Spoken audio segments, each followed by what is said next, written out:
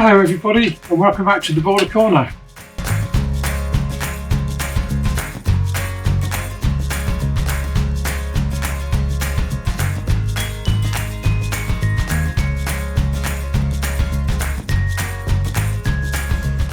You can definitely tell we're in autumn now, temperature's dropped. I'm feeling the cold a little bit, so out with a hat and fingerless gloves to keep me warm while I'm in the bird room. Bit of a quicker video today. Just wanted to do a quick update. We had the show at Whitehaven Cage Bird Society, not last weekend before, so there's a little bit on that. I've been asked some questions about food and diet and what I give the birds at this time of year, so we'll start with that, I think. So up till now, throughout the breeding season, I give the birds a mixed canary, basic mixed canary seed. I use Versilaga, but obviously there's lots of other manufacturers out there.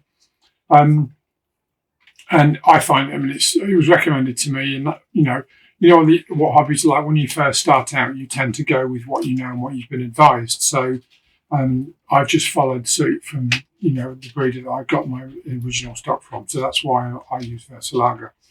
When it gets to November, I change that because I want to start giving the birds a little bit more lean diet. So I want to cut out some of those oily seeds. So I will dilute their mix down to 75% plain canary seed and 25% mixed. So it means that over the winter months, the birds will get rid of any fat they might be carrying. It means that they're a lot more, they tend to be, last year they definitely were a little bit more active because they are searching for food a little bit more because they don't really just want plain canary seed, they want some of the good stuff as well. So once a week I supplement that by throwing a handful of wild seed on the aviary floor, and then in the cages they just get a little bit thrown on the floor. Some of that is because the birds just sit about on the floor or on perches at this time of year.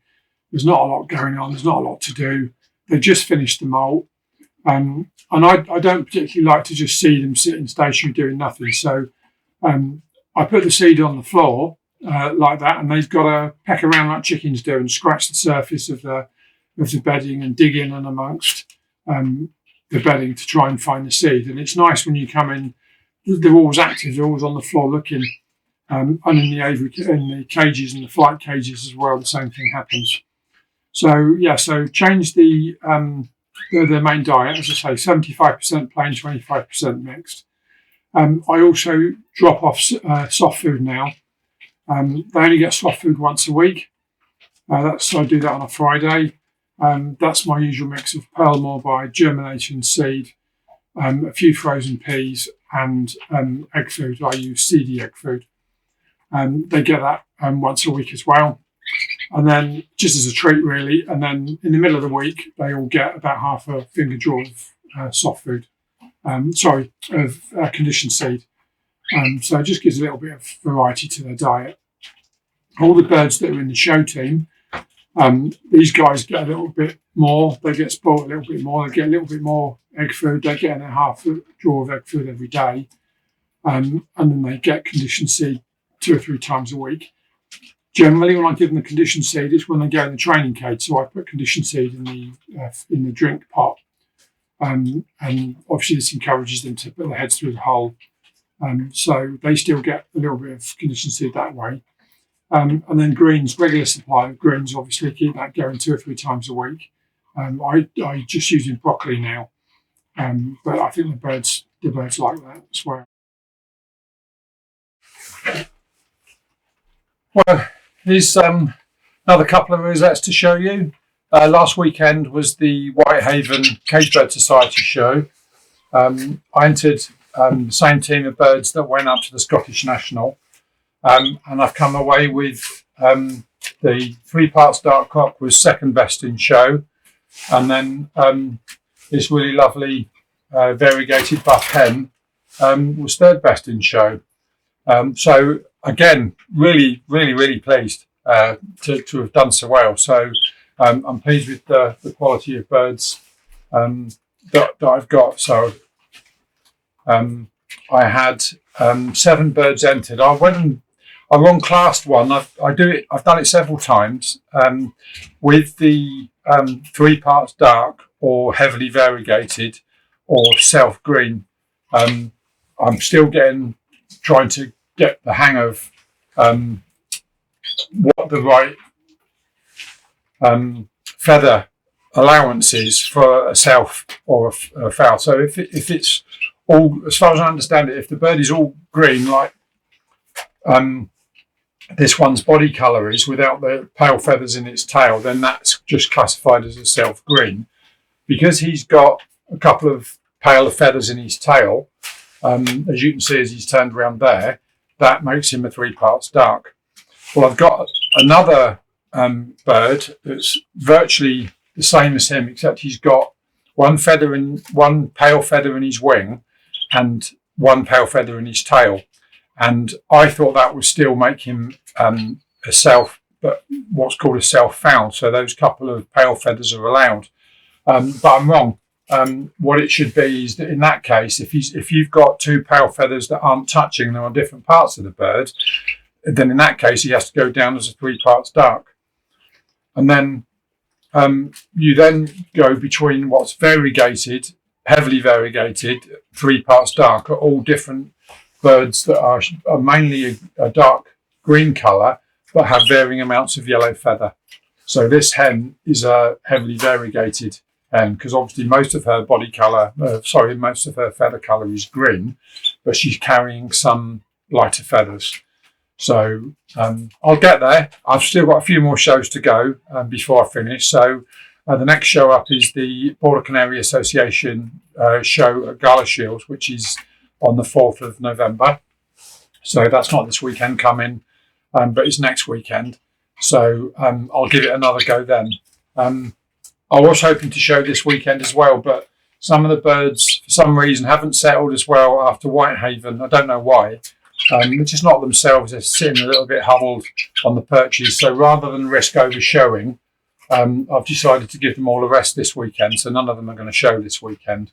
And then we'll be back at the BCA on the 4th of November and see how we get on. So 7 birds entered.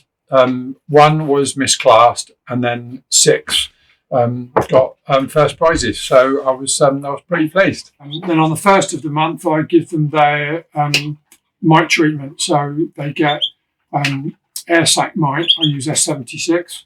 Again, that was something I was recommended to use, so I do S76. They get that on the 1st and 2nd of every month. I don't know if anybody else uses that. I've been told it's very good. I haven't had a problem, I don't believe, with their sac mite. So I don't know whether that treatment I'm giving them is working, but they haven't had it and I'm using it, so I'm going to just keep on doing it. They may never have had air sac mite, I don't know. But it's been recommended and I'm going to just keep on going. Regular supply of cuttlefish bone. There's cuttlefish on the aviary, several places in the aviary.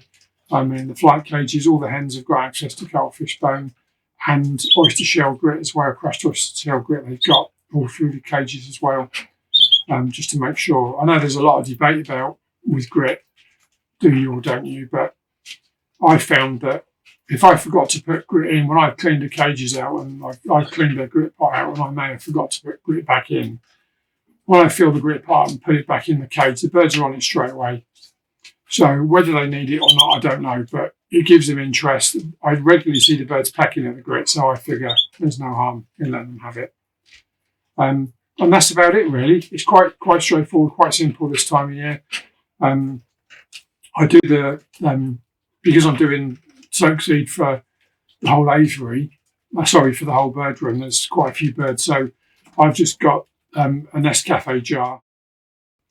I've drilled holes in the top to make like a sieve top, and then they get an egg food drawers worth of germination seed goes in, a squirt of sterilising solution, and then that'll get soaked for 4 or 5 hours. I'll take that back in when I finished in the bird room. That'll get soaked for 4 or 5 hours. Then after that, it gets emptied out into the seed sprouter and then into the airing cupboard. And then by Friday, that should all have started to sprout, be ready to feed.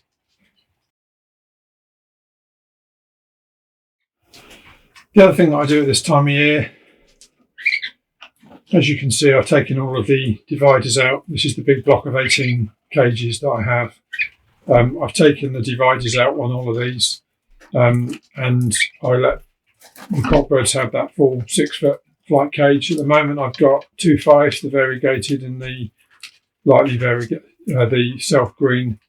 And I've got my the oldest cockbird that I've got in the bird room is on a red wing. He's in here as well. That's him up there on the left.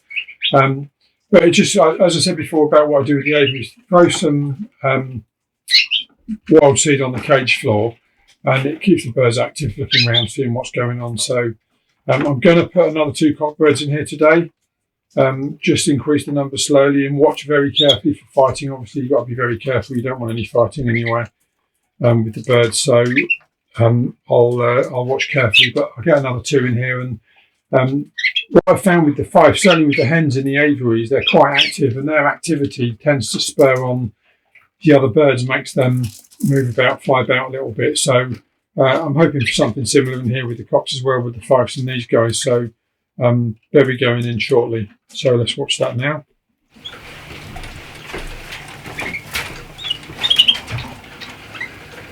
Okay, so here we have the first bird going in. This is a lightly variegated cockbird. This is the father to the green bird, the self green that won best novice for me at Scottish National. And then another one going in, another variegated cockbird. Put him in now. Unfortunately, this fella didn't father anything last year, so I'll have to be keeping my eye on him this year coming to see if we get anything from him, because otherwise he'll be going. You've seen the show cages on throughout the sort of the time that I've had youngsters about, and I maintain that. I keep on with that training and keep on putting the cages on. The youngsters actually seem to quite enjoy coming out into the show cage and having a look around, seeing seeing other canaries in the bird room and so on. This one here, I think it's the cockbird. I'm not 100% sure, but it's making a twilling sort of noise, very reminiscent of the other cockbird, the 3-part start cockbird when he first started.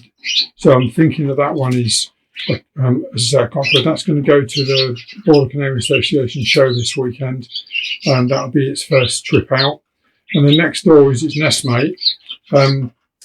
Nice sized bird, but it seems to be a little bit hunched too much, so it doesn't display itself very well often enough. But I think it's a hen. The feather work on this bird isn't quite as intense as its nestmate, but they're quite nice. And yeah, so one of the things that I do is I actually take over the windowsill in the conservatory, and here you can see the birds on the windowsill. I've got the 3-part dark in this batch on here, so he goes on 2 or 3 times a day. 2 or 3 times a week, and just generally I just keep moving them about, making sure they're getting the experience of being in the show cage, so that when it comes to the show, the shows itself, they're not too freaked out by it. Another thing that I do, if I get any neighbours looking over the fence, they must think, what a weirdo, what is he doing? But I do actually put the birds in the carry bag, and I'll walk around the garden a few times, just to give them that sensation of being in the dark, in the carry cage, that sensation of being moved around and so on. Again, these are all different things to do to get your birds used to going to the show, so that actually on show day it doesn't spook them and they display themselves to their best abilities. So another tactic that I was told to think about was wear a hat occasionally, because you don't know whether the judge is on show day, whether the judge will be wearing a hat or a cap. So I do that. I wear my beanie hat. I've got a cap that I wear as well. So I do all that sort of thing, just everything really, just to try and get the birds used to everything and not to spook them. A recent tip I had even was when you actually have them in their show cages and you detach them, do their water pots on the show cage itself. Don't put the water in. Don't put the water in so that when the bird goes in the cage, the water's already there. Because on show day, once they arrive, once you drop them off with the stewards, one of the first things the stewards will do is give them all a drink. So they need to be used to the experience of somebody coming up to the cage and pouring water in their drinking pot. So get them used to that as well. So it may sound daft. I don't know if it makes any difference or not. But whoops, sorry, it's a bit wobbly. I don't know if it makes any difference or not. But again, something else that I was told to try, and I have been doing it with all of them when I put them in. So so far so good. Not such a long video today, just a quick one, just to give you a quick update on everything and how we're doing. I have something I'll put on for next week. I have got the shelves installed with, well, I say Jane installed the shelves for me, and we put the new wire cages in those. So I've got 6 double wire breeding cages. So I'll show you where they've gone on next week's video. I'm off hopefully to the Border Canary Association show at Gala Shields on Saturday. I have a team of 8 going up there. So that's my biggest entry so far this year. So I look forward to seeing how they get on. And I'll do a video probably next week to just sort of recap on what they did. Thanks for watching, everybody. I've had quite a few new subscribers come on since the video I did last time, which was really encouraging.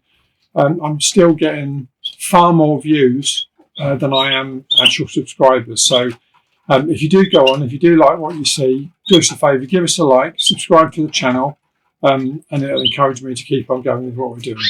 In the meantime, I hope you're doing all right with your birds. I hope you're having good show seasons, everybody else with their canaries. And in the Cage Bird Societies, there's lots of foreign finches and foreign birds that get exhibited. So it's good going to a CBS so you can see the other varieties of birds that are there as well. So, but for all other border fanciers, I hope you're doing okay. I've got the Facebook channel that supports Border Corner. So if anybody wants to have a chat on there, please jump on there and post any comments or anything that you want to have a look at. We've also got the Cumbria and Southwest Scotland Border Canary Facebook group, which we've got quite a few members on there as well. So go and have a look on there. You might find some useful things on there as well. In the meantime, thanks for watching and keep on birding.